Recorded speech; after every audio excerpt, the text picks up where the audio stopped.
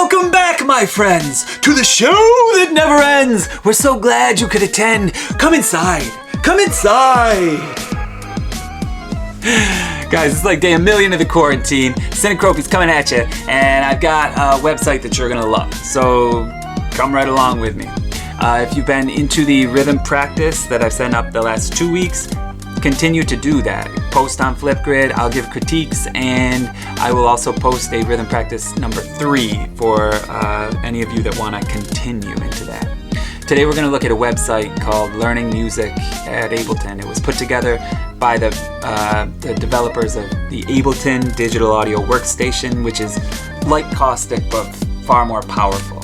This website is designed to teach about music production and about the theory that goes into music and into creation. So it's going to back up some of the things I've been talking about in our lessons over the last 2 months and do it in a different way that I think you'll enjoy. You can access it from any device. All you need is an internet browser. We're going to go to that now, so come along. First, you go to your Google browser or whatever you use to get onto the internet. You're going to type in learningmusic.ableton.com. Boom, there you are. Get started making music. You get, first thing, 16 boxes. Drums, bass, chords, and melodies. Choose what you want.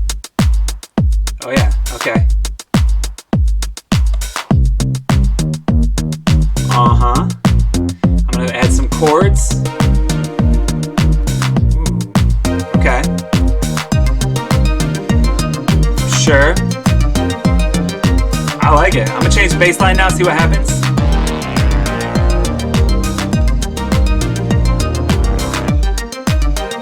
Alright. So there you go. Right off the bat, you can DJ a little bit. There's 4 different samples for drum, bass, chords, and melodies, and you can mix and match them how you want. That's how a lot of music gets produced these days. People take samples and clips of different musical ideas and put them together and see what they sound like. If they sound cool, you keep them. If they don't, switch and find something else. So right there, you've got a pretty cool activity to begin with. Play around with those for a little while. By the way, I'm going to walk you through this, but I'd like you to go and do this on your own. Okay? It's way better for you to do it yourself than just to watch me, but I want to give a companion for doing it. So you can either log right in and go along with me, or watch this and then go do it on your own. Or honestly, if you don't want to listen to me talk, shut it off, go check out the website. It's your call. All right. Once you've made some pre-made musical patterns, we're going to move on to chapter 1, beats. You see up here, it's 1 out of 10. There's 10 lessons. We're going to run through all 10 today. Pretty quick, but then you can spend as much time working on it as you want. First off, this is an open pattern. The grid line has 1, 2, 3, 4, 5, 6, 7, 8, 9, 10, 11, 12, 13, 14, 15, 16 different boxes. And you can make your own sounds.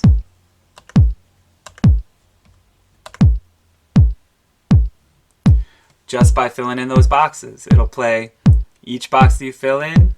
When the bar comes to it, it will play it. The bar is going to move across always at the same tempo. I can speed up that tempo.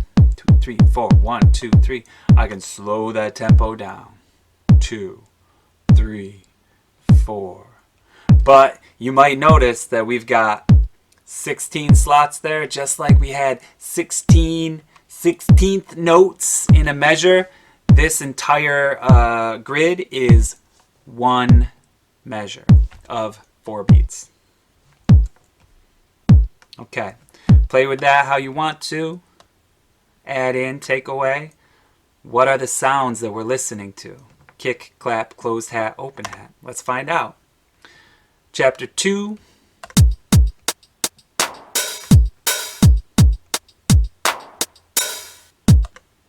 I can listen to that pattern. I can modify that however I want. And check out a different pattern.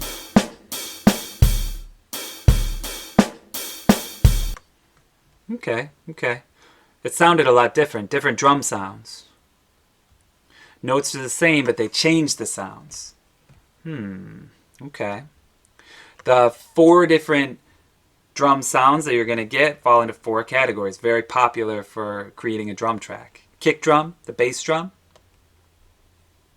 And again, I'm not going to read through the entire, all that the lesson shows. I'm going to kind of summarize it. You can go through and read it up on your own and get the background information. You've got kick drums, and they've got 2 different samples of what a kick drum might sound like.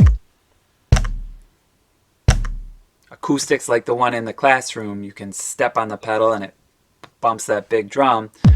Or an electronic kick is a little tighter, a little bit more crisp of a sound. Now, claps or snares, again, the snare drum with a kit, when you hit it with a stick, it's got that loud, crisp popping sound, just like a clap. Really catches your ear. It accents the beat.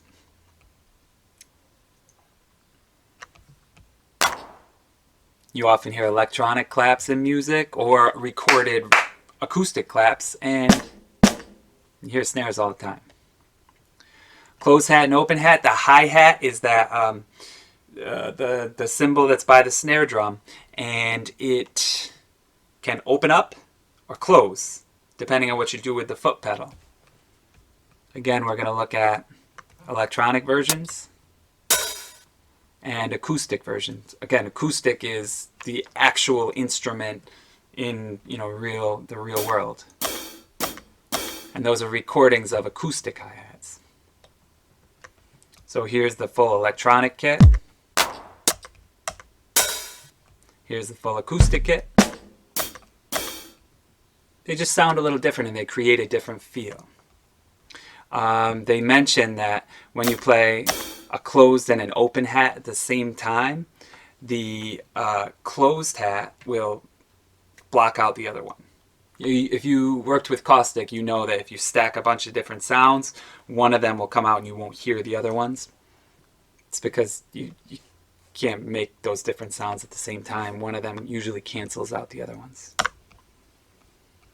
Chapter 3, they talk about beat. Now, beat is a confusing word. I talk a lot about steady beat. It's the pulse of the music, and it doesn't change, right? It might speed up or slow down, but then it stays steady without variation. That's beat. That's the actual meaning of beat, like heartbeat. But a lot of times, even I say, hey, give me a beat.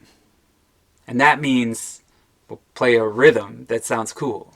If you want to spit some bars, you need a beat to do it. You need a rhythm that you can speak or sing over. So beat can mean 2 different things, and you have to figure it out. Is somebody saying, give me a beat like, or is somebody saying, give me a beat, boom, boom, boom? And it all depends on where you are.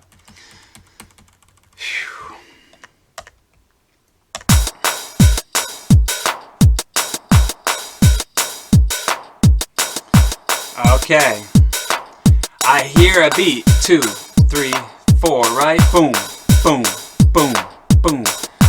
Even with all that going on in the rhythm track, in the clap, closed hat, open hat, there's a lot happening there rhythmically, but the kick drum is telling me where my beat is. 1, 2, 3, 4. The kick drum, or whatever the lowest, bassiest thing is, will usually define your, it's like the foundation for your beat. They call that 4 on the floor. 1, 2, 3, 4 on the bass drum, 4 on the floor. Now you can go up and they ask you to just add different things, change up the rhythm, and see if you can do anything to change the feel of it. No matter what you change up top, it's still going to feel grounded in the 4 beats. 4 on the floor.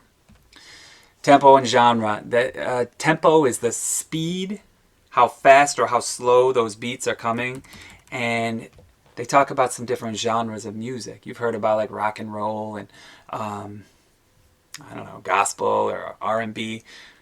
There's some genres they mention here in the electronic music world: dub, hip hop, house, techno, dubstep, drum and bass. Those are different styles that are a lot of times defined by their tempo. So you can take the same beat, And if you do it real fast at like 180, it's going to sound more of a drum and bass feel. You slow that down to 60, it's got that laid back kind of dub feel. You want to put some like delay and reverb on it and stuff, but also you could pop it to about somewhere in the middle there, maybe 90. It sounds more like a regular hip-hop track. In chapter 5, we're talking about backbeats. They've got a task for us: create 4 on the floor with the kick drum and add notes on the positions labeled 5 and 13. All right, 4 on the floor. Okay. I'm noticing that they put numbers down here, 1, 2, 3, 4, all the way up to 16. Now, if you think back to our rhythm lessons, 1, 2, 3, 4, I told you to count 1, 2, 3, 4, 1 E and a, 2 E and a, 3 E and a, 4 E and a. But they're defining it a little bit differently. Neither one's wrong, it's just different ways to think about how we split up and break up that measure and how we time the notes in a piece of music. So if I put a clap on the 5 and the 13, what's it going to sound like? Okay. 1, 2, 3, 4. 1 E and a, 2 E and a, 3 E and a, 4 E and a. Right. If you've been in my class, I know you've done this, right? Give it the backbeat. Now the backbeat is when you put an accent, snare, or clap on the 2 and the 4. 1, 2, 3, 4. 1, 2, 3, 4. It gives it a driving push. That's the backbeat. If you're sitting at a drum kit, you put the bass on the 1, the snare on the 2, and then you can do a little more bass work and put the snare on the 4. Just like that. That's our backbeat, and you can do it very easily with a grid like this. Whether you think of it as 16 separate boxes or 1, 2, 3, 4 beats broken up into smaller parts.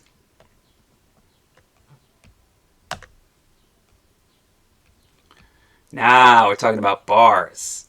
All right? If you remember from way back, measure is the how we break up music into measures. You can also call them bars. The measures or bars that we're looking at here have 4 beats in each one. And now instead of doing just 1 bar, like in the last chapter, we're going to do 2. So we've got a drum pattern that's 2 bars long.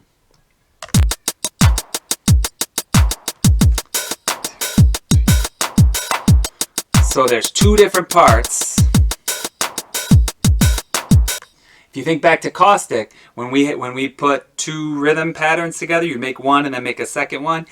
It was just for this reason, because you can create one that's kind of grounded and then one that pops a little bit. And when they're next to each other, it sounds cool. So this one's pretty steady, and then this one gives you that upbeat.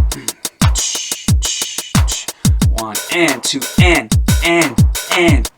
Very nice. That's a really good rhythm. It sounds great. When you take bars and put them together, and they have different kinds of tension, you create music. You put those ideas together and you form larger sections of different bars. Now we're going to talk about different styles. In a rock and roll beat, it was like what I was talking about on the drums. 1, 2, 3, and 4.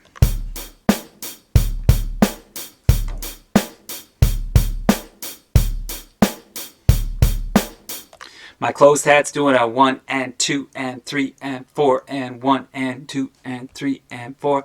My bass on the 1, my snare on the 2, my bass on the 3, my snare on the 4. Any kind of variation around that, it's pretty basic rock and roll. And then you've got a house beat. Similar, with a little bit of a difference. First of all, it's electronic drum kit, so it sounds different. We put 4 on the floor, so it's just thumping, boom, boom, boom. claps are still happening on the backbeat. 1, 2, 3, 4. And instead of every quarter note with the hat, we do and 1, and 2, and 3, and 4, and 1, and 2, and 3, and 4, and.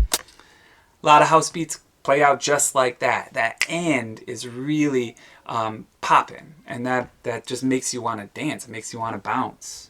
That's why it's so good. House music is really powerful. You have a chance to watch We Will Rock You, that clip of that song that we all know because it's such a classic. Boom, boom, ksh, boom, boom, ksh, boom, boom, ksh. The band created that beat because they wanted something that anybody, anywhere could immediately play along with, could stomp their feet and clap their hands and join in. And you know that anywhere you are, if you start doing that beat, people will join in. It's really powerful and yet so simple. So you could create that kind of beat. You could also do what Beyonce did with Single Ladies. And again, you can listen to that. They've got an activity for you here. You're going to actually play the track.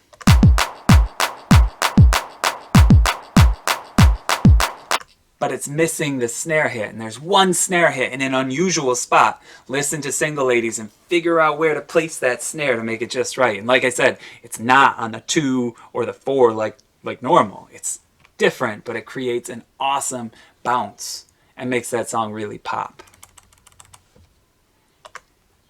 And last thing, chapter 10, once you make it here, you're going to just play with it. Create your own. All right. I would love to see what comes out of this. If you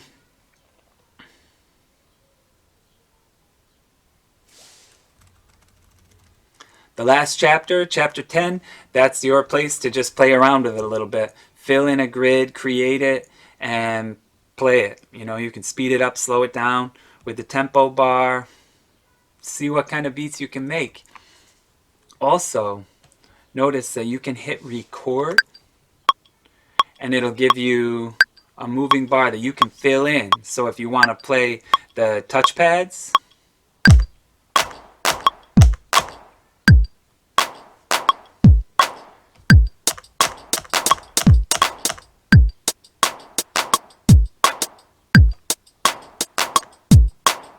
okay, you can add your own thing and create your own thing. However you want to do it, and if you want to start over, you just hit clear. So that's it for this week. Chapter 1 beats. Go to learningmusic.ableton.com and check it out on your own. Do the different activities and see if you can figure out that last challenge with Beyonce. Then get on the Flipgrid. Go do that rhythm practice 3 and post up a lip sync, because we're having a lip sync party this week. Got a lot of teachers sending in their lip sync videos, and a lot of students hopefully will choose to join in. I will see you there. Be safe, be well. Next week we'll get into chapter 2. Bye-bye.